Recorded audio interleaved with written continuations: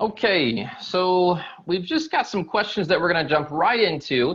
And the first one starts by thinking about the Beatitudes. And so if you'll turn to Matthew chapter 5, um, Matthew chapter 5, we're going to get started there, looking at the Beatitudes. So the Beatitudes show us, and we talked about this in one of our first lessons, that the word blessed means to be truly happy. Um, and so the Beatitudes show us how we can be happy in Jesus. And so we want to think about how the attributes that are in the following passages, how do these contribute to a happier marriage?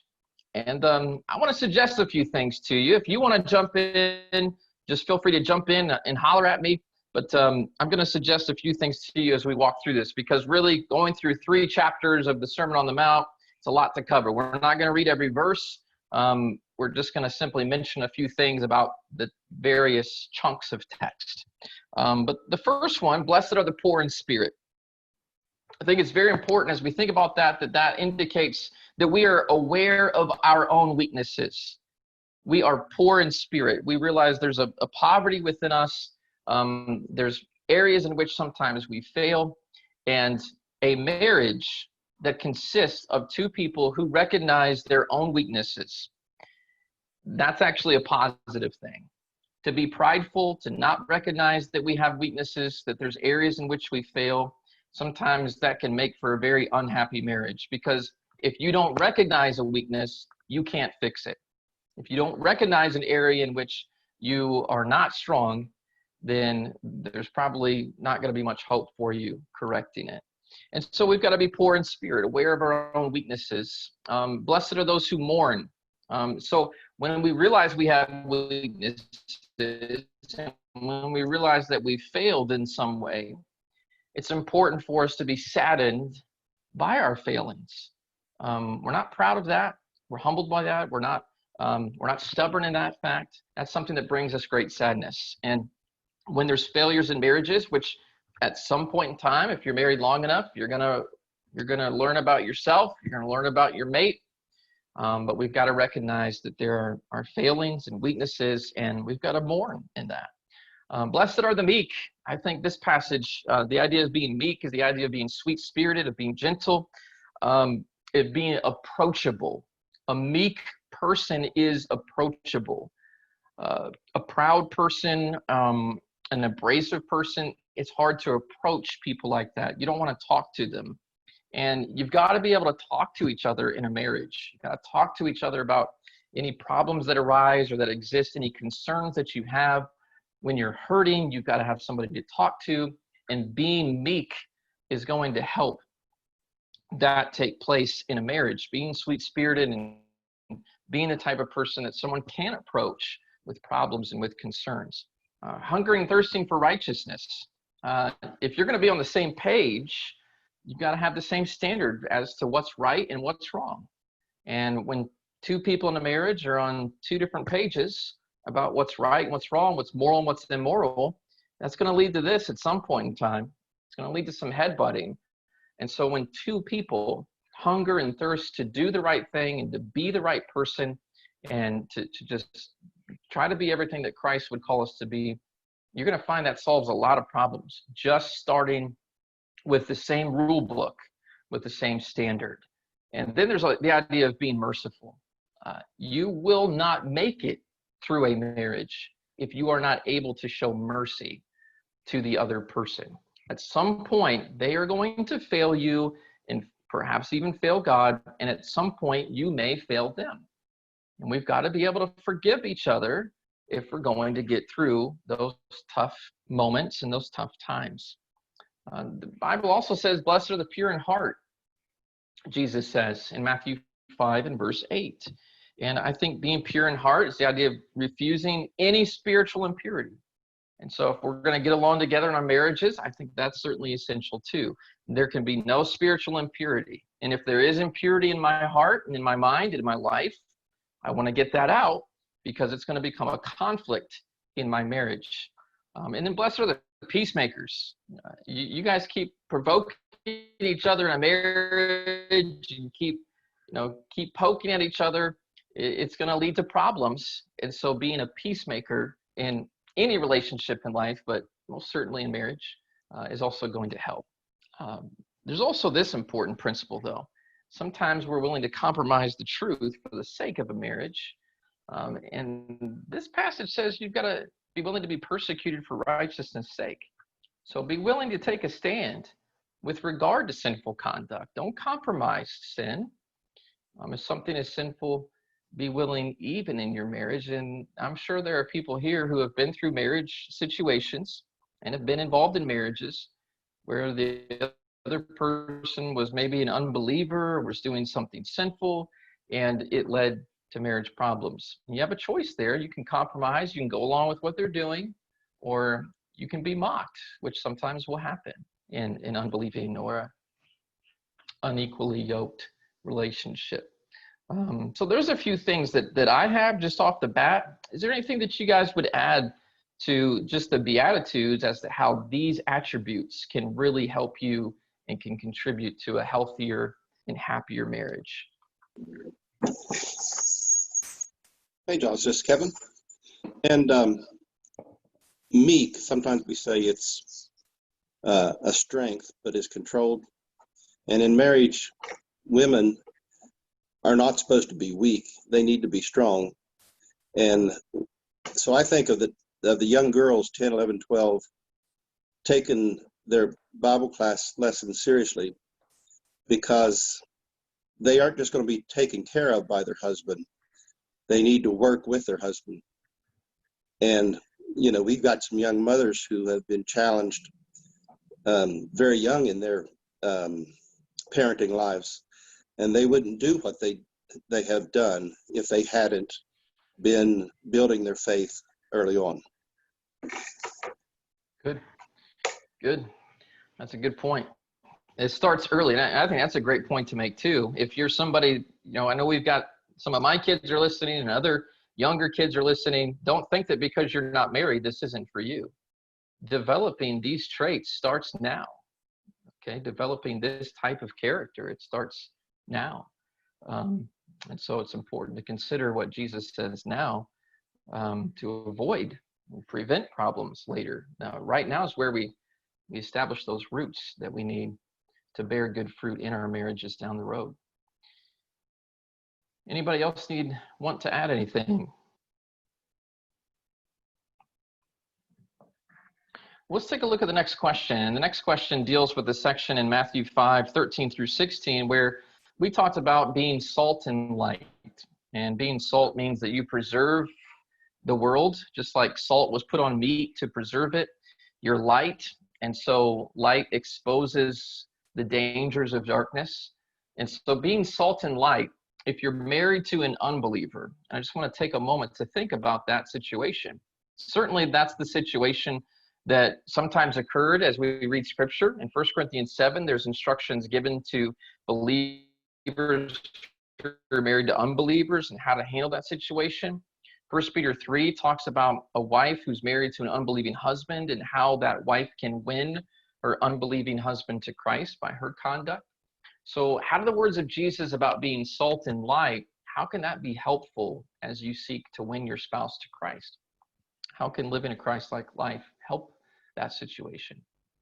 Any success stories, by the way, among those listening today of those who were married to unbelievers and you were able to win your spouse to Christ by your conduct?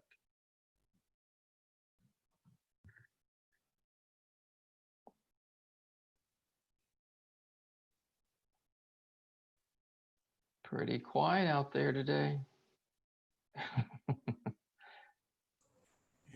Hey, Josh.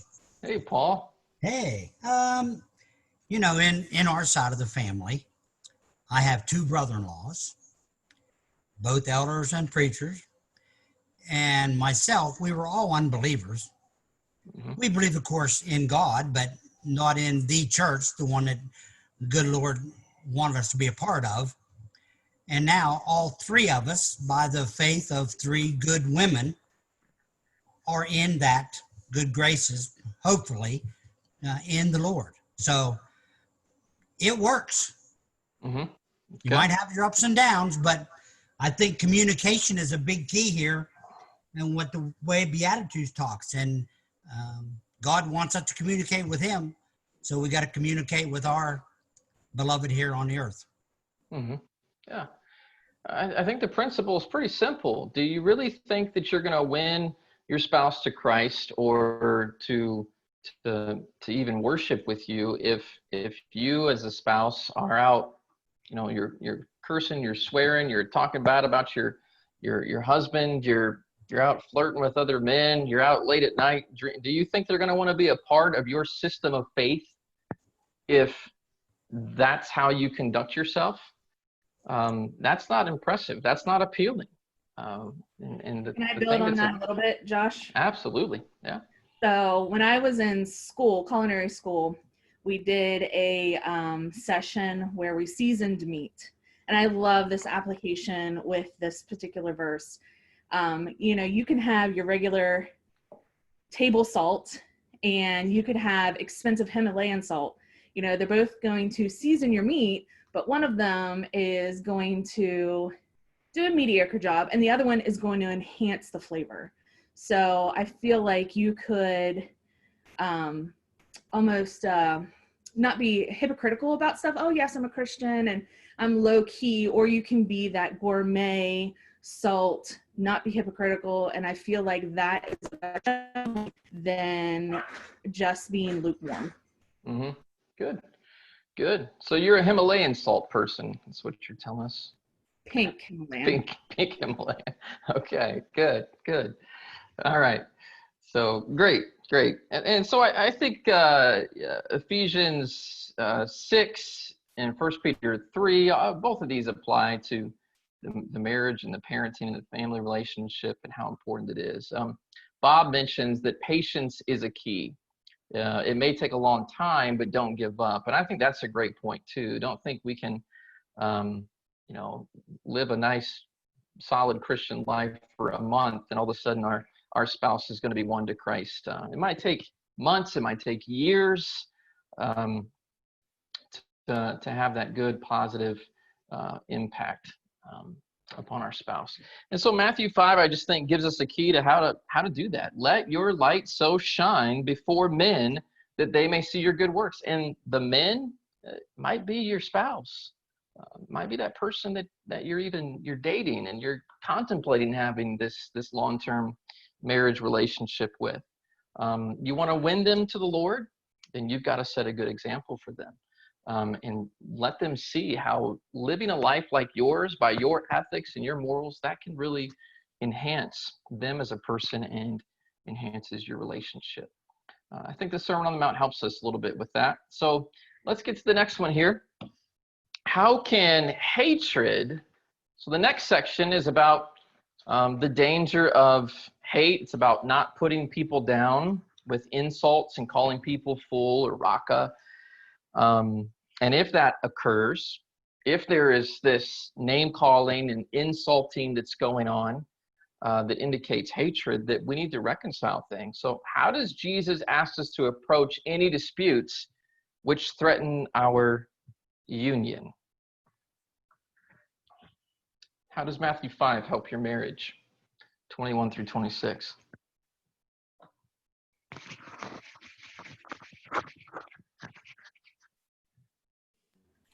You got to talk and get it worked out. Hash it out between you. Don't let it boil. Don't let it linger.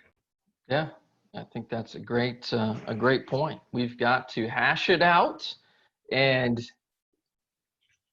try to work things out with each other. What sometimes happens in marriage? You have a bad day, or maybe a bad week, a bad month. One person's maybe putting the other one down, and we're just discouraged and we feel downtrodden. What sometimes happens in marriage when we feel that way?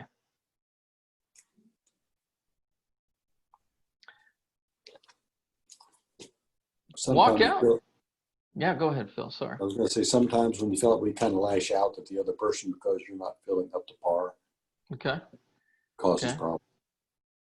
Sometimes it causes us to lash out. Sometimes when we're being treated in a way that we feel is disrespectful, we respond to someone else in the same way. Some people just leave their marriages, period. True. You called me a name. You didn't act very loving towards me, and so I'm done with this. And we have to be willing to work out our problems with each other and talk about our problems with each other and be open about those things and not just walk out at the first sign of trouble. Hadassah says, you might get a divorce. So, yeah. You're not making me happy. We're going through a tough time. We're done. Matthew 5, I think, is good for brethren, but we apply it to the marriage relationship. I think is very powerful for the marriage relationship. I also want to say this, it talks about before you even come and offer your gift at the altar, you need to make your broken relationship right. And having strife between you and someone else, that can hinder your worship. But how many times have you ever had some type of an argument with your spouse, or you guys had some tiff, some disagreement, and you couldn't focus at work because you're at work and you're thinking about what they said to you on the way out the door or what happened last night, and you're not as focused at work, and you're at worship and you're not as focused at worship because of a conflict with your spouse. And it's hard to effectively think in whether it be our work setting or worship when we have this unresolved situation lingering in the background, the elephant in the room, if you will. And so Jesus says, settle your conflicts quickly. Talk it out, say your apologies, offer forgiveness, and move on from that. All right, there's a chat here. Mark and Tina said, there's an old saying, faults are thick where love is thin. I like that. I don't think I've even heard that, so I like it. Thanks for bringing that those old proverbs to us there, Mark. All right, take a look at the next question here. Question 4. What can, and then, so the next section, when you get to verse 27, it's about unbridled lust and it's about adultery. So what can unbridled lust and affairs do to a marriage? I mean, it doesn't get much more obvious than this, right? You ruin it immediately. Yeah. Okay. Yeah. So the words of Jesus in Matthew 5 help us to avoid those types of danger zones. If you look at a woman with the intent to gratify lust, it's only a matter of time and circumstance before you might act on those desires when given the opportunity. And so our lust in a marriage relationship needs to be channeled towards our marriage partner. And it's crazy. We live in a sex-crazed society, and there are people in marriages who think that it's normal and fine to go to strip clubs. It's almost a joke for people to have bachelor parties the night before the wedding. I've heard of people having parties the night before the wedding and engaging in just unspeakable acts with one another. And do you think that's going to help your marriage when that's what was going on the week or the night before you got married? Men and women are addicted to pornography. There's movies that are filled with soft porn, with nudity and sensuality galore. I wonder sometimes if our grandparents had longer marriages, there was a better divorce rate in the past because they had more limited access to smutty books and, the things that we're able to access so quickly on the internet and all the stuff that we can see on TV. Many teenage kids, they've had more images of sexuality and sensuality than your great-grandparents saw in their entire lifetimes because of the information age. And we're paying for it today with our marriages. It's hurting our marriages. And we have to wrap our minds around what Jesus wanted us to consider when it comes to lust and when it comes to our relationship.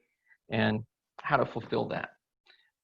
This could solve a lot of problems in marriages.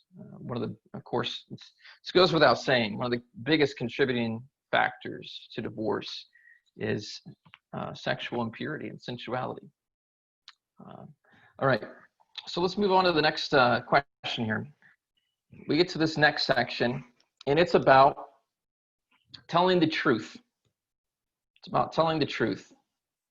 Don't, verse 33 says, don't swear falsely. Verse 34 says, you shouldn't swear at all. Not by heaven, for it's God's throne, nor by the earth, for it's his footstool, nor by Jerusalem, for it's the city of the great king. Nor shall you swear by your head. Let your yes be yes, and your no, no. Whatever is more than these is from the evil one. How, when we tell our marriage partner a lie, or a half-truth, or an exaggeration, or we misrepresent a situation, or we omit something that we know would be a pretty important detail to our spouse. By the way, everything that's listed after lies there, those are all lies. Half-truths are lies, exaggerations are lies, misrepresentations are lies, and omissions can be a form of deceit and lying. So how does that affect your trust with that person who omits the truth or misrepresents a situation or exaggerates something or tells you only half of it? How does that affect your trust?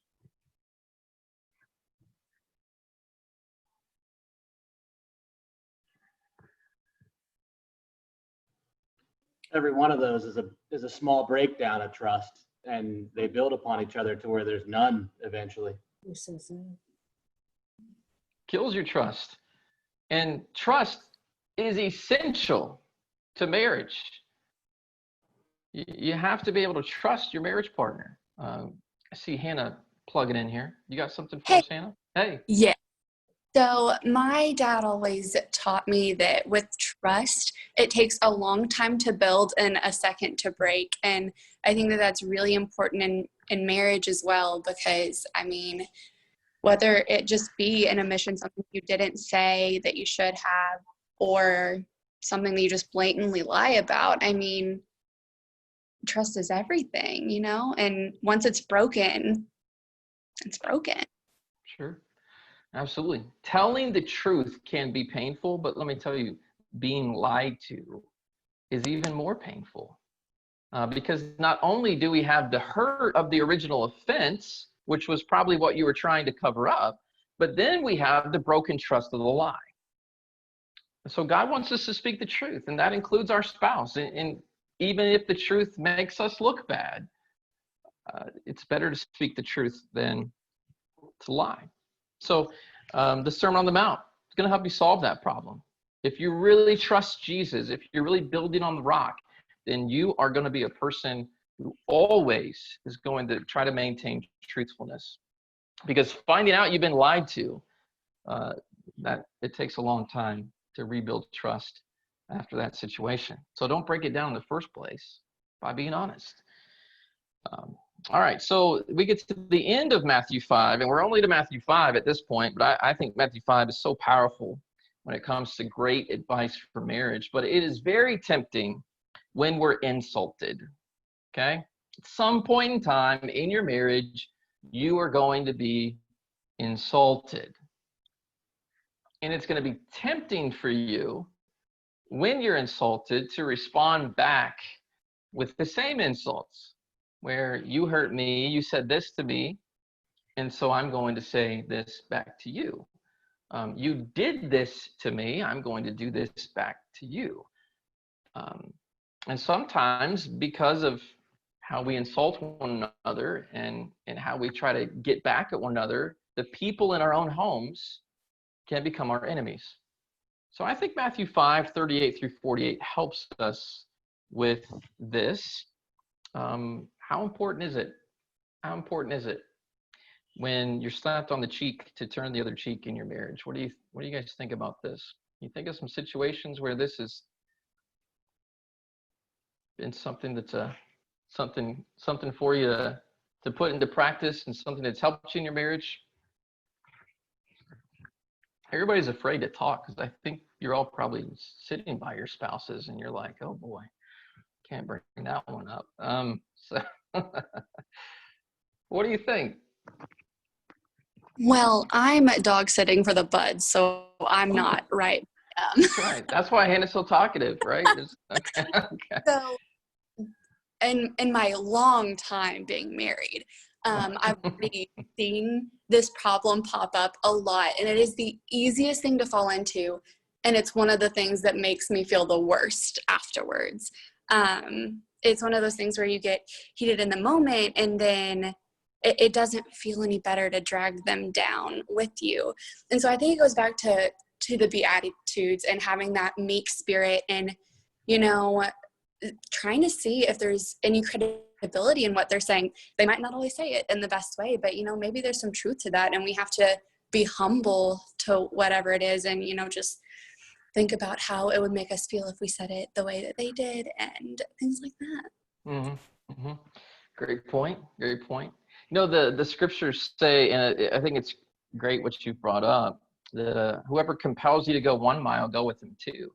And so sometimes this situation arises when maybe we ask our spouse to do something or to do something differently, and we can think to ourselves, well, what do you mean you don't like the way that I'm already doing it? And so this passage encourages you, teaches you that if someone compels you to go a mile, just go the extra mile. Don't take that. Don't be insulted by them. Don't respond to them in a hurtful way, but go the extra mile. And that's one way that you can make someone who's maybe disappointed in you or wishes you had done something a little better. That's how you can make them your friend.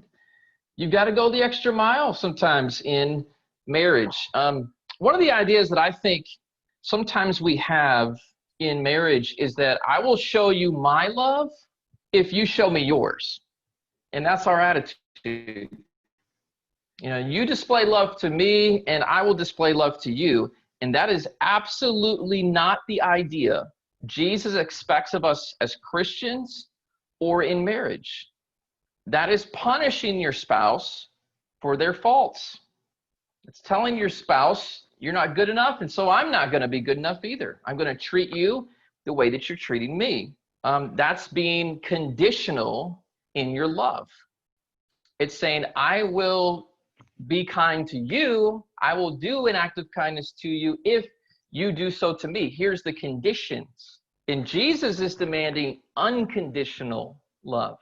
That we do the right thing, we treat our spouse the right way all the time, regardless of how we've been treated or how we feel as though we've been hurt. We cannot have this idea in marriage, I'll make you happy if you make me happy. Because with that philosophy, as soon as one person makes a mistake, the marriage is going to spiral downwards. And God wants us to break that cycle of vengeance. And that means loving your spouse even when they haven't necessarily deserved it. That's unconditional love. I see some comments popping into the comment box here, the chat box. I want to remind you that we have the chat box there. So if you want to go ahead and put that in here. David put in here, roll with the punches, baby. So, okay, yeah. Sometimes that's true. You can't respond back to it. Robert said he wanted to share this verse kind of related to this, Ecclesiastes 7, verse 21. Do not take to heart everything people say, lest you hear your servant cursing you. For many times also your own heart has known that even you have cursed others. And I think that's a good verse, Robert, because I will say that sometimes you've been married long enough and you've spent minutes and minutes and hours and days with each other. You're going to have a bad day and you're going to say something on that bad day in a way that you shouldn't have, with a tone you shouldn't have. And you can't always take these things to heart. Just keep on loving, keep on doing the right thing, despite the hurt that some of these things might make you feel. And Other thoughts? Anybody else want to jump in there? Yeah. Is that Jake I hear? Yep. Hey, Jake. This all sounds great. And I think we all know this stuff. And I'm pretty sure we hear it a lot. But I wonder how much this is actually getting applied to our lives. And like in the moment, how are we even to do this? And to me, I don't know. This all sounds great, but I don't think this really happens in the moment. So I think the way that we need to apply this stuff is when we just slow our thinking down. We've got to slow down.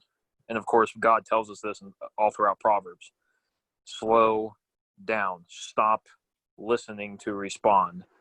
And also, you're not great. You're not great. If your wife insults you, maybe you need to listen. Maybe she's correct. So maybe listen. I think a lot of this stuff we know, but when it comes to actually getting into an argument or something like that, a lot of arguments may not even happen, or may be very, very, very short when one of us says, why do you feel that way? Why don't you ask questions? What happened? What did I do? And then you take to heart what they say, and you slow down and you start to ask about what am I doing? What have I done? Because 9 times out of 10, she's not mad at you for no reason. It's not like you're always the innocent party. We always want to think of ourselves as this great innocent person in the marriage. Most of the time we're not. We do the best we can, but we mess up. And if one of the two is upset if you're upset at your spouse, chances are there's probably some type of good reason to that. So slow down. Don't listen to speak up. Don't listen to argue back. Listen to understand, and be humble. Good thoughts. Good thoughts. Yeah. Listening Well, is certainly important. Now, listening is not in our Matthew 5-7, but James 1, everybody be swift to hear, slow to speak, slow to wrath. And we need to apply that to our marriage relationships. Absolutely. And sometimes being quick to speak, and like Jake has just said, quick to respond instead of listening and trying to think about whether there's some legitimacy to whatever complaint has been lodged, or whatever admonition has been given. We need to listen before we respond. So good point. Somebody was popping in there and I interrupted you, so I apologize. Somebody want to speak up? I was just going to say we all have to realize we all have faults, and to take that in consideration if something pops up like that, to think I may have done the same thing the other day that you're doing today, and just realize that we all have faults, and to be forgiving of one another. Mm-hmm. Yeah. Great point. That has to happen in marriage. You've got to go into it realizing I'm not perfect, and there are things that I need to fix and correct and work on, and I'm a constant work in progress, and my spouse may be as well. But you know what? I can't change or force change upon my spouse. I'm the one person I can change. Okay. And so it's probably better for us to consider ourselves first before we start pointing the finger at others. All right. So let's think about a couple other passages here as we work through this. We've got the Lord's Prayer. The Lord's Prayer in Matthew 6:9-13. How important is prayer in a marriage? And how important are the concepts in the Lord's Prayer? Do healthy couples pray together? Do you pray with your spouse?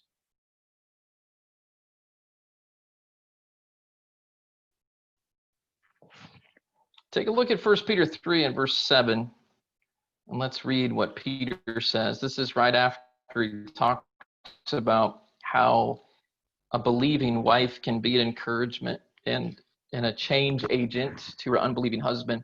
But he tells husbands, dwell with them with understanding, giving honor to the wife as to the weaker vessel, and as being heirs together of the grace of life, that your prayers may not be hindered. Does that imply at least that husbands are praying for their spouse and possibly even praying with their spouse? How important is prayer to your marriage? What principles in the Lord's Prayer might be important to your marriage? And this is supposed to be a daily prayer. Forgiveness. Principles. Forgiveness. Yeah. Help me to forgive others and help them to forgive me. That should be part of our prayer. And if we're praying that together, it's really hard to be hateful and hurtful and vengeful and full of strife towards each other when we're holding hands and praying that prayer together every single day. Help me, forgive me of what I've done wrong today, and help me to forgive whoever else it is that I've hurt. Do not lead us into temptation. We've prayed that together. Lord, keep this marriage away from temptation and keep Satan out of our marriage. Help us to keep our marriage pure. We need to be praying that together. The section of daily bread, requesting of our daily bread, be thankful for the day-to-day goodness that you have, the blessings that come with being married, and just be thankful every day for that and be content with that. That's a great point. I think when we get into Matthew 6 later, we're talking about you can't serve God and mammon. Maybe that can bring harm to a marriage when we start wanting, we become covetous and wanting so much more, and instead of just being happy with the daily blessings, content with those things. Kevin Joy says, shared concern for higher goals, kingdom concern. I think that's a great point, Kevin. Who are we praying to? Our Father in heaven. Here we are in a marriage, and we're praying to our Father. We're a kingdom first marriage when we're praying to our Father together and asking that our Father's will be done. Bob says this in the chat box: the kingdom is the power and the glory, so stay focused on that first. That's a good point too, Bob. It's a good point. All right. So prayer is so important in your marriage. Let's go on to the next section here. I'm actually skipping over the God and mammon, but I think if we can just take a quick minute to think about it, covetousness can hurt your marriage. How many times has one person in a marriage racked up credit card debt that has caused strife in a marriage? It's caused you guys to be broke. It's caused one or both of the mates to have to work extremely hard to make up, to pay off that debt. And so when you're working hard, then where are you? You're at work. You're not with your spouse. You're not with your kids. Sometimes it's because we want more and more, and we have to have the finer, the nicer, the fancy things of life. That covetousness is hurting marriages, not being content with maybe a more simple life. Let's take a look at Matthew 7. Jesus talks about words, and we talked about this when we studied Matthew 7, but they apply to both hypercritical and hypocritical judgment. It's important for us not to be hypercritical of one another, but also not to be hypocritical, not to point the finger at somebody else when we ourselves are doing the same thing or even worse. So how can these types of judgments negatively impact marriages?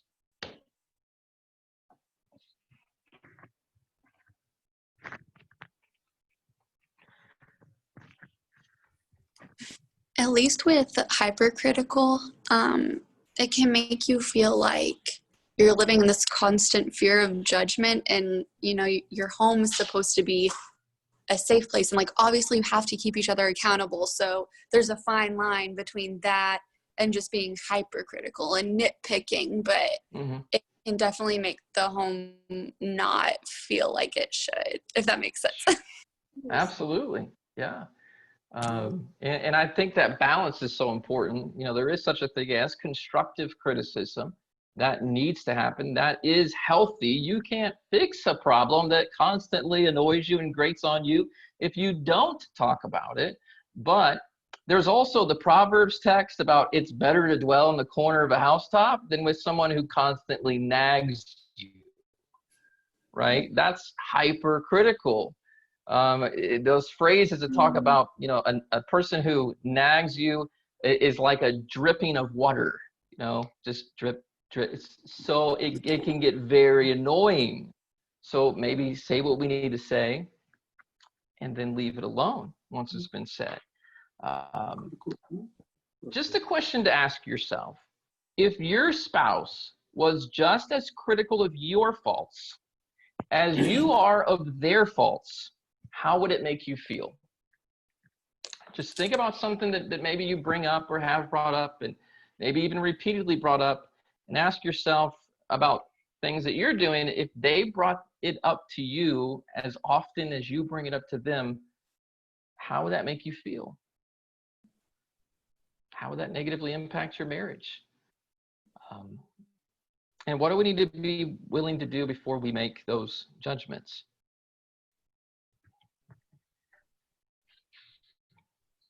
Look at yourself, right? Look at yourself in the mirror.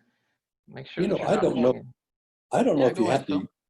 I don't know if you, when you criticize somebody, you really make them feel bad. Instead of criticizing you, and that you can use, you don't have to use harsh language, which generally comes out a lot. So just sit down and talk about things, and you don't have to be critical when you do that. You can just have a conversation. Kind of works for us. Yeah, yeah. I think that's a great point. I think it's also the gift of learning how to talk about what could be a criticism in a way that's productive and constructive and not destructive. And that's takes some time to learn that, you know.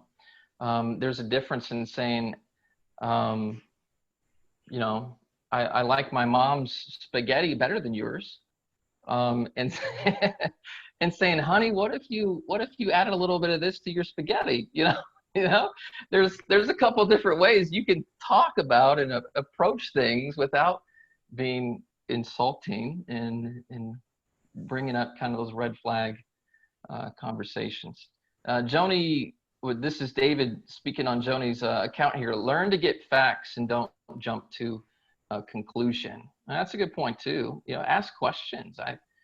I think Jake kind of mentioned that same point too, of ask questions before you jump. Just ask some questions and make sure that you've got all the facts straight before you jump to any conclusions. Yeah. We're not keeping scorecards. That's right? a good point. Yeah. Yeah. We don't keep no scorecards. I got 3, you got 2, whatever. Yeah. So good point. You need to answer that, Paul? So I'm just kidding. All right. So let's get to question 9. We've got a couple more spots left here. And 1 Corinthians 13 says love keeps no record of wrongs. I think that's a great point. We're not keeping score. So the golden rule, it's a beautiful ethic. You read about it in Matthew 7 and verse 12. Whatever you want men to do to you, do also to them, for this is the law and the prophets. This could not only change the world, but let's just kind of break it down into a much smaller area. It could change your relationship. It can change your marriage. If you want praise your spouse. Do you praise your spouse? Sometimes we go around moping around. Well, she never says anything nice to me, and never said. Do you say anything nice to her? Do you praise her? Are you complimentary? Emulate and embody what you want. Be the person. Be the change that you want to see. If you need a listening ear after a bad day, do the same thing for your spouse. Be there to listen. If you like it when your mate shares your weird interests, and there's a good chance you've got some interests that they think are kind of weird, then you share theirs too. When they want to talk to you about something you may not be that interested in, just share it. Go do something that you don't normally do. I told you guys in a sermon a year or two ago, Jonna was in the circus. I could have cared less about the circus before I got married, but she loves the circus. She loves talking about the circus. And, if there's a circus around, we go to the circus because she likes it. It brings back memories. She's interested in that. And so be interested in what she's interested in. Guess what? She never really liked football. But back when I was in Indiana and I watched Notre Dame, there's probably people going to start leaving the conversation now. But we watched a Notre Dame football game. She watched it with me. Why? Because I'm interested in it. So she's interested in it. If you like to get a surprise gift every once in a while, do the same thing for your spouse. If you want to be shown mercy when you've sinned and you've broken her heart, then you show mercy when she sinned and broken your heart. So if we would apply this golden rule to our marriages, it could be transformational. Last question. I'll leave it for you guys here. Question 10. Storms of life are going to threaten your marriage. That's what we talked about last week is storms are going to come whether you built your house on the rock or you built your house on the sand. What hope is given to those who build their homes on the rock? Are you going to have storms?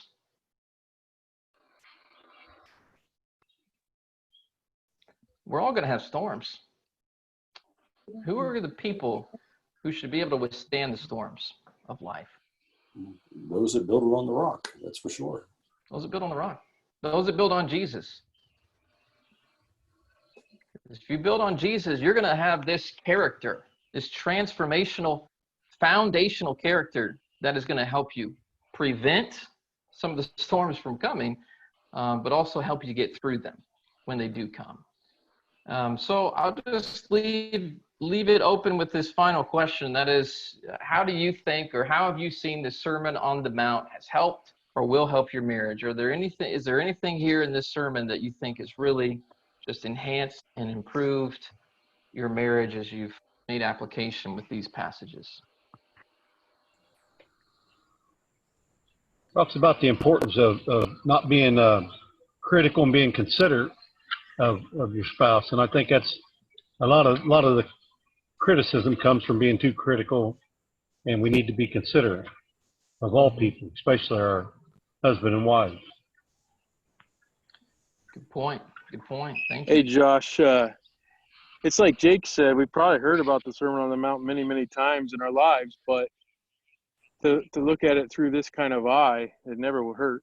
And there's been some things we've discussed tonight that even if you're not doing right, or if you are doing right, it's still good to remember. But even if you might have brought up a few things that, hey, I need to do better at that. So it's definitely good to re-go over things. Yeah. Well, and I that's kind of why I want to do this study is I think it's great to see the Sermon on the Mount and make a specific application and see how really a lot of marriage problems could be prevented if we would just apply these 3 chapters to our marriages. Be humble. Always try to be doing good works. Don't brag on yourself when you do those good works. Matthew 6 talks about that. Don't lust after anybody but your marriage partner. Don't let the sun go down on your wrath, and fix whatever problems come between you quickly. Always be honest. Don't return evil for evil. Be content with who you've got and the life that you've built. Be content with that. Don't be hypercritical. Be constructive with one another. So many more principles that I think could just really, we could avoid a lot of problems. And treat your spouse the way you want to be treated. That's a lot of times that's really what it comes down to. I need to treat you the way that I wish I was being treated. Any final thoughts? Charlie and Marianne, 60 years of marriage, and I haven't heard anything from you today. Come on, guys. You have something for us, Charlie? What are the secrets to your marriage success, guys? I wrote a few of them down. You did? All right, let's hear them. Don't argue. Okay. We've talked about that. Settle their disagreements before bed. That has always worked for us. Sometimes it's in the middle of the night before we get to bed, but we settle them. In other words, we don't go to bed hating one another. Okay? We've never been that mad at each other. We work and we play together. Good. She's always been my best friend, and I have tried very hard to treat her such. We both support one another. Now, that's something that's worked for us for 60 years, and I hope it works for another 60 years. Well, that's great. That's great. Is that it? It's a 5-point list. Oh, probably more. There's but- probably a lot more, but those are the most common. That's where people fall. And they don't have to. They really don't have to. We do everything together.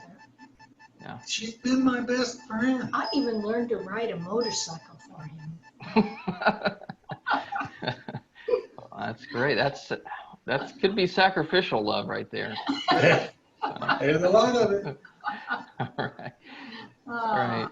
So there's 2 or 3 comments here. Dwayne and Rebecca said, don't talk about something that's bothering you when you're angry. That's right. But yes, don't go to bed angry.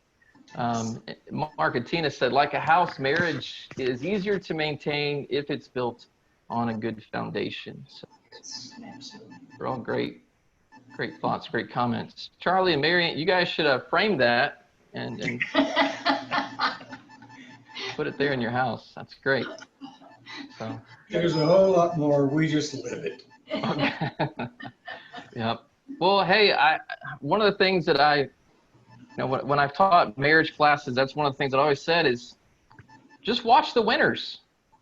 If you want to know how to be successful in marriage, watch the winners. Watch the people who've been married for 50 or 60 years and ask them that question. What have been some of the keys to your success?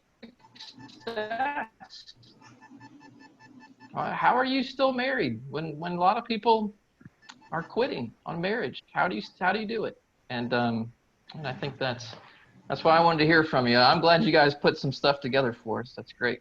Thank you. We had a grandson that didn't ask us that question. I think I know where you're going with that. Yeah. So yeah. Well, thanks everybody. Does anybody have any final thoughts or comments before we close here today? All right.